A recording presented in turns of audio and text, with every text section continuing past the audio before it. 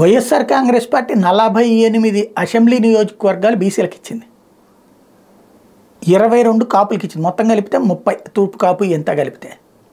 అది సామాజిక న్యాయం కాదట. తెలుగుదేశం పార్టీ ఇచ్చింది 24 మంది బీసీలకే ఇప్పటిదాకా లిస్టులో, ఇంకా 16 ఉంది. 16 బీసీలకి ఇచ్చినా 40 అవుతుంది. ఇక్కడ 48 ఇచ్చేశారు.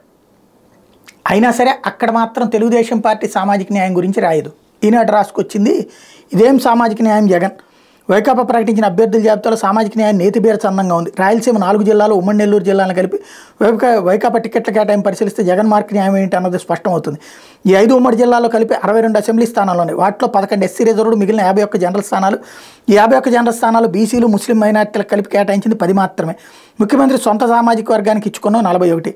మొత్తం 51 జనరల్ స్థానాల్లో 80% సీట్లు ఒక్క సామాజిక వర్గానికే దక్కాయి.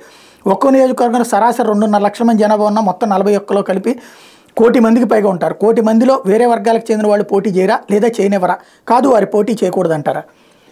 కరెక్ట్. ఈ వార్త రాయడం నేను అసలు ముందు ఫస్ట్ వీడియో చేసింది నేనే, రెడ్లకి ఇచ్చారు అన్నట్టు. అక్కడ మరి కమ్మ సామాజిక వర్గానికి 28 ఇచ్చారే, వాళ్ళ జనాభా ఎంత? రెండవది అదేది రెడ్డి సామాజిక వర్గానికి వాళ్ళు ఎందుకు 28 ఇచ్చారు, వాళ్ళ జనాభా ఎంత మరి?